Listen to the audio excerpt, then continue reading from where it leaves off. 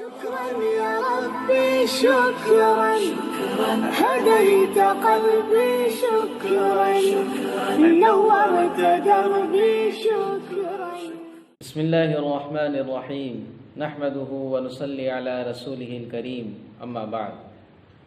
محترم سامعین و ناظرین، آپ حضرات کی خدمت میں اس وقت صدقہ فطر کے متعلق کچھ مسائل بیان کروں گا.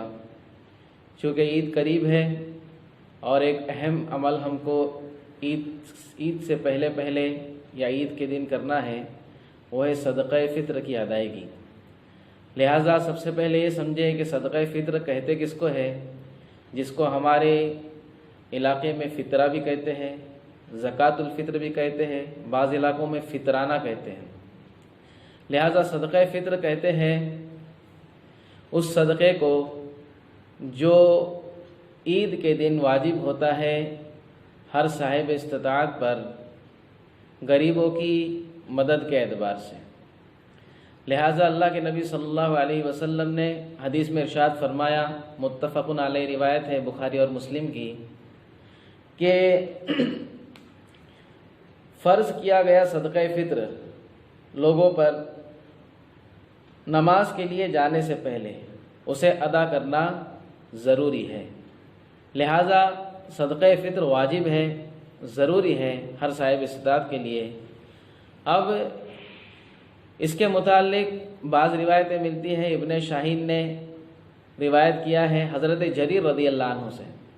وہ فرماتے ہیں کہ ماہ رمضان آسمان و زمین کے درمیان معلق رہتا ہے، یعنی لٹکا ہوا رہتا ہے، صدقہ فطر کی ادائیگی کے بغیر بارگاہ الہی میں اٹھایا نہیں جاتا. مطلب یہ ہے کہ اس ماہ کا عظیم ترین ثواب، رمضان کا جو عظیم ترین ثواب ہے، ایک قادر شخص کو صدقہ فطر کی ادائیگی کے بغیر حاصل نہیں ہو سکتا.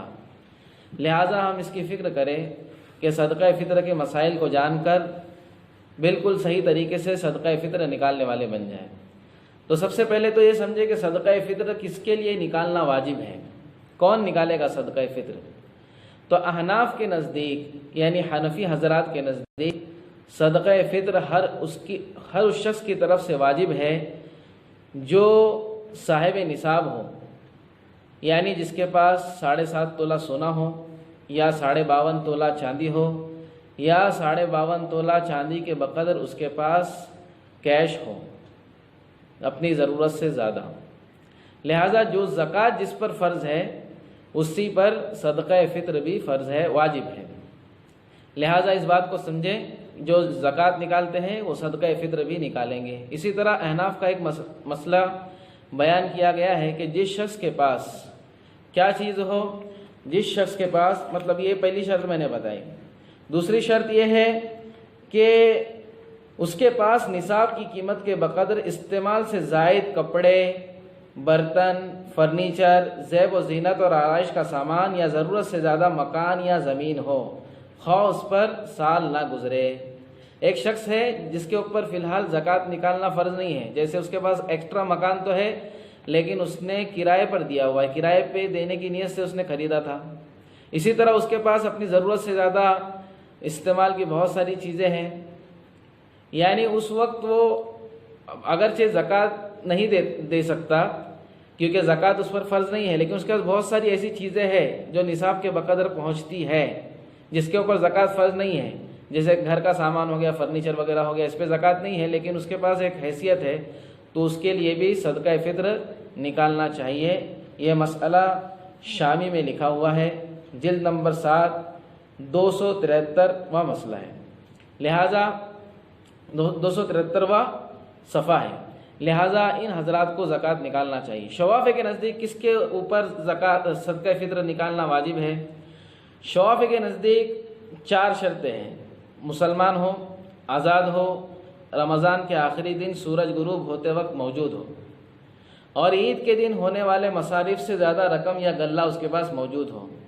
اگرچہ اس کے اوپر زکوٰۃ فرض نہیں ہے لیکن عید کے دن اس کی اتنی حیثیت ہے کہ وہ اپنا کھا پی کر دن بھر کے خرچے کر کے اس کے پاس اور چیزیں بچ رہی ہے تو اس میں سے اس کو صدقہ فطر نکالنا ہے. تو اس بات کو سمجھ لینا ہے کہ صدقہ فطر کن لوگوں کو نکالنا ہے۔ اب رہا سوال کہ کن لوگوں کی طرف سے نکالنا ہے، تو سب سے پہلے صاحب نصاب اپنی طرف سے نکالے گا، اپنی بیوی کی طرف سے نکالے، اپنی نابالغ اولاد کی طرف سے نکالے، غرض جس کا نفقہ اس کے ذمے ہے، جس کا نفقہ، جس کا خرچہ پانی اس کے ذمے ہے، اس کی طرف سے اس کو صدقہ فطر نکالنا ہے۔ اسی طرح کسی شخص کو اولاد تو بالغ ہے، نابالغ کی طرف سے تو نکالنا ہی ہے، لیکن وہ پاگل ہے بیچاری، مطلب مجنون ہے، کہ بعض لوگوں کو جو ہے عذر ہوتا ہے، تو ان کی طرف سے بھی صدقہ فطر نکالا جائے گا۔ اسی طرح کسی کے کفالت میں اس کے ماں باپ ہیں، یعنی اس کے ماں باپ فی الحال بوڑھے ہو گئے ہیں، باپ وغیرہ کچھ بوڑھے ہو گئے، تو اب کیا کریں گے، کام دھندے ہے نہیں ان کو، اب وہ اپنے بچے کی کفالت میں ہے گویا، تو اب ان کی طرف سے بھی اس کی ذمہ داری ہے کہ وہ صدقہ فطر نکالے۔ اچھا، یہ تو میں فرض کی بات کر رہا ہوں کہ کس کی طرف سے نکالنا ہے۔ اگر مثال کے طور پر گھر کا کوئی بڑا ہے اور سب کی طرف سے نکالنا چاہتا ہے تو ان کی اجازت سے نکال سکتا ہے۔ جیسے گھر میں سب لوگ کماتے ہیں، بڑے بڑے بچے بھی ہیں اس کو، اب باپ کہتا ہے کہ بیٹا میں تمہاری طرف سے صدقہ فطر نکال رہا ہوں، تو ان کی اجازت سے یہ بھی جائز ہے، لہٰذا ان کی طرف سے نکالیں۔ اگر باپ بالغ اولاد کی طرف سے نہیں نکالتا تو کوئی مسئلہ نہیں، وہ خود اپنی طرف سے نکالیں گے، اپنے فیملی کی طرف سے نکالیں گے۔ اب اس میں یہ چیز سمجھنے کی ہے کہ صدقہ فطر نکالنا کب چاہیے، تو اس کے 5 وقت بتائے جاتے ہیں۔ ان آدمیوں کے لحاظ سے، لوگوں کے لحاظ سے 5 وقت ہے صدقہ فطر کے نکالنے کے۔ سب سے پہلا جو وقت ہے وہ وقت وجوب۔ وقت وجوب کہتے ہیں یعنی جب وہ صدقہ فطر واجب ہو جاتا ہے، جبکہ رمضان کے آخری روز کا سورج غروب ہو جائے، یہ شوافی کے نزدیک ہے، رمضان کے آخری روز کا سورج غروب ہو جائے تو واجب ہو جاتا ہے صدقہ فطر۔ احناف کے نزدیک جب صبح صادق ہو جائے یعنی عید کا دن آ جائے، اس وقت واجب ہوتا ہے صدقہ فطر۔ تھوڑا فرق ہے، مطلب کچھ گھنٹوں کا فرق ہے، لہٰذا صدقہ فطر کے وجوب کا وقت تو یہ ہے شوافی کے نزدیک جب رمضان کے آخری دن کا سورج غروب ہو جائے، احناف کے نزدیک جب صبح صادق ہو جائے یعنی عید کا دن آ جائے۔ اسی طرح وقت جواز یعنی جائز کب ہے، کب نکال، ایسی بس نکال دیے تو چل جائے گا، جائز کا مطلب چل جائے گا، کب نکالے تو چلے گا، شروع رمضان سے ادا کرے تو جائز ہے۔ ایک شخص جو ہے عید کا انتظار نہیں کر رہا بلکہ شروع ہی رمضان میں اس نے نکال دیا، دوسرے روزے کو نکال دیا، 5ویں روزے کو نکال دیا، 10ویں روزے کو، کبھی بھی پورے رمضان میں نکال سکتے ہیں، یہ جائز ہے۔ اس طرح وقت فضیلت، سب سے اچھا وقت کون سا ہے صدقہ فطر نکالنے کا، تو سب سے اچھا وقت ہے عید کی نماز کے لیے جانے سے پہلے۔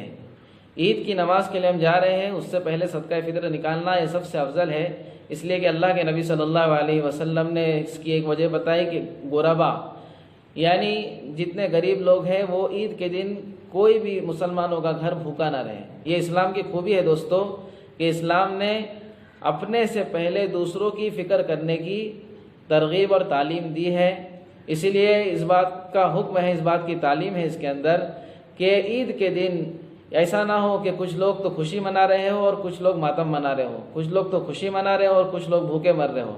اس کو اسلام نے پسند نہیں کیا، بلکہ اسلام نے برابری کا، مساوات کا حکم دیا ہے کہ سب کے گھر میں خوشی آئے تو سب کے گھر میں خوشی آئے، لہٰذا افضل وقت تو یہ ہے۔ وقت کراہت یعنی مکروہ وقت کون سا ہے صدقہ فطر نکالنے کا، نماز عید کے بعد سے دن کے غروب تک تاخیر کرنا۔ کچھ لوگوں نے سستی کر دی، نماز عید سے پہلے نہیں نکالا، اب نماز عید ہو گئی، اس کے بعد جو ہے غروب تک اس نے کھینچ لیا، ابھی تک نکالا ہی نہیں ہے، مطلب عید کا دن ختم ہونے کو ہے، اصل ضرورت تو عید کے دن پورے کرنے کی ہے غریبوں کی، لہٰذا ایسے وقت میں نکالنا مکروہ ہے، لیکن نکالنا تو بہرحال ہے، نکالنا مکروہ ہے لیکن نکالنا تو بہرحال ہے چاہے عید کا دن بھی گزر جائے۔ 5واں بتایا وقت حرمت یعنی یہ وقت گزر جانے کے بعد نکالنا حرام ہے، مطلب یہ عمل جو کیا اس نے، تاخیر کیا اس نے، جو اس میں ٹال مٹول کیا نکالنے میں، وہ چیز حرام ہے، بہرحال نکالنا تو اس کو ہے۔ عید کا دن گزر جانے تک تاخیر کرنا حرام ہے، لہٰذا اس بات کی ہم فکر کریں کہ عید کی نماز سے پہلے صدقہ فطر نکالنے والے بن جائیں۔ اب سوال یہ پیدا ہوتا ہے کہ صدقہ فطر میں ہم کو کیا نکالنا ہے، صدقہ فطر میں ہم کیا چیز دے سکتے ہیں اور کتنا دینا ہے، اس کی مقدار کیا ہے، صدقہ فطر کتنا نکالنا ہے اور کیا نکالنا ہے۔ تو اگر کھجور اور منقع ہے، منقع کہتے ہیں سوکھے ہوئے انگور کو، کشمش وغیرہ کو کہتے ہیں، تو 1 سا کی مقدار موجودہ اوزان کے اعتبار سے 1 سا نکالنا ہے۔ یہ احناف کا مسلک میں بتا رہا ہوں کہ اگر کھجور اور منقع نکالتا ہے یہ، یا دونوں میں سے کوئی ایک چیز نکالتا ہے، تو 1 سا نکالنا ہے، جس کی مقدار ہوتی ہے 3 کلو 150 گرام، 3 کلو 150 گرام نکالنا ہے۔ اب دوستو ہم اکثر یہ سمجھتے کہ گیہوں یا گیہوں کی قیمت نکالنا ہے۔ اگر ہم کھجور نکالیں گے، مطلب کھجور یا خود دیں گے یا پھر کھجور کی قیمت دیں گے، تو اس میں غریبوں کا زیادہ فائدہ ہے۔ مثال کے طور پہ ہم 200 روپے کلو والا کھجور کھاتے ہیں، تو آج کے حساب سے دیکھا جائے تو 700 روپے بنتے ہیں ایک شخص کی طرف سے، ایک شخص کی طرف سے 700 روپے، گھر میں 4 جن ہیں تو کتنے ہو گئے؟ 2800 روپے بنتے ہیں۔ لہٰذا اگر یہ چیز ہم نکالتے ہیں تو اس میں غریبوں کا فائدہ ہے، یہ نکالنا بہتر ہے۔ اسی طرح اگر گیہوں نکالتے ہیں احناف کے نزدیک، تو اس کی مقدار ہوتی ہے تقریباً 1.25 کلو، احتیاطاً 2-2.5 کلو نکالے، زیادہ نکالے تو کوئی مسئلہ نہیں ہے، کم نہیں نکلنا چاہیے، تو احتیاطاً 2-2.5 کلو نکال دیں گیہوں، یا پھر اس کی قیمت نکالیں۔ جیسے مثال کے طور پہ ہم جو ہے 40 والے گیہوں کھاتے ہیں، مثال کے طور پر 40 روپے کلو والے، تو 2.5 کلو کی قیمت ہو گئی 100 روپیہ، تو اپنے گھر میں سے ایک فرد کی طرف سے 100 روپیہ نکالیں۔ اب ہم جتنے لوگ ہیں 100 روپے وہ حساب سے نکال لے وے، تو یہ بہتر ہے۔ لہذا جو چیز ہم خود کھاتے ہیں، جتنے روپے کا گیہوں ہم لوگ خود کھاتے ہیں، جتنے روپے کا کھجور ہم خود کھاتے ہیں، جتنے روپے کی کشمش ہم خود کھاتے ہیں، وہ حساب سے نکالنا ضروری ہے۔ ہم جتنے کا کھاتے اس سے کم کا نکالنا جائز نہیں، البتہ اگر اس سے زیادہ کا نکالتے ہیں تو بہتر ہے۔ ہم مثال کے طور پر 30 والے گیہوں کھاتے ہیں، 40 والے کے حساب سے نکالتے ہیں تو بہت اچھی بات ہے، اس میں غریبوں کا فائدہ ہے۔ لہٰذا یہ مسئلہ تو احناف کا ہوا۔ اب شوافی کے نزدیک جو ہے کیا مسئلہ ہے؟ شوافی کے نزدیک اگر مسئلہ تقریباً سیم ہی ہے، لیکن اس کے اندر وزن کا فرق ہے، لیکن اگر ہم اس کو ملا دے تو بہت بہتر ہوگا۔ شوافی کے نزدیک بھی فطرے میں اناج دے جو اس شہر کی عام غذا ہو۔ عام طور پر جیسے ہمارے علاقے کے اندر گیہوں استعمال ہوتا ہے، اب چاول کی طرف لوگ آ رہے ہیں، چاول استعمال ہوتا ہے، تو جو چاول یا جو گیہوں ہم کھا رہے ہیں وہی صدقہ فطر میں ہم نکالیں۔ ہر شخص کی طرف سے تقریباً 2 کلو 100 گرام، اس کے اندر بھی ہم احتیاطاً 2.5 کلو نکالیں تو بہتر ہوگا، تو کوئی پھر اختلاف نہیں رہے گا۔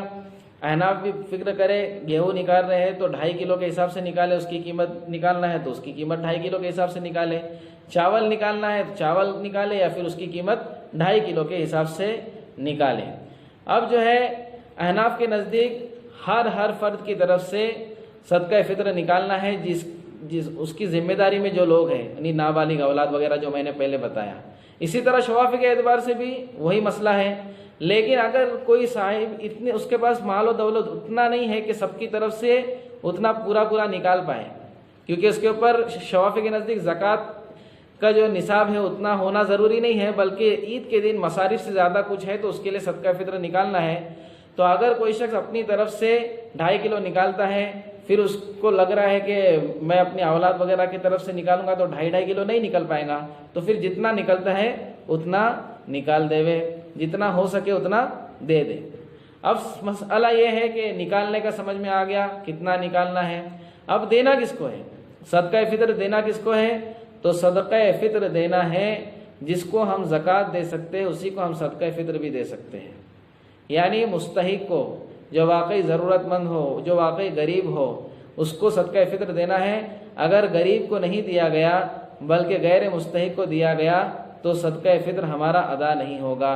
لہٰذا ہم تلاش کر کے ایسے لوگوں کو جن کے یہاں پر عید کے دن کھانے پینے کو کچھ نہیں ہے، اسی طرح میں خاص طور پر ترغیب دیتا ہوں کہ ہر مسلم بستی میں ایسے لوگ آپ کو ملیں گے، اگر ایسے لوگ کم ہیں تو پھر ہم اپنے آس پاس کی بستیوں کے اندر بھی دیکھ سکتے ہیں، جیسے کلوا کے اندر بھاسکر نگر وغیرہ ہے، شانتی نگر، واگوبا نگر، مہاتما پھولے نگر، ایسی جگہوں پر بھی ہم اپنا صدقہ فطر پہنچانے کی کوشش کریں تاکہ زیادہ سے زیادہ غریبوں تک پہنچے اور کسی کی بھی عید جو ہے بھوک کی حالت میں نہ گزرے۔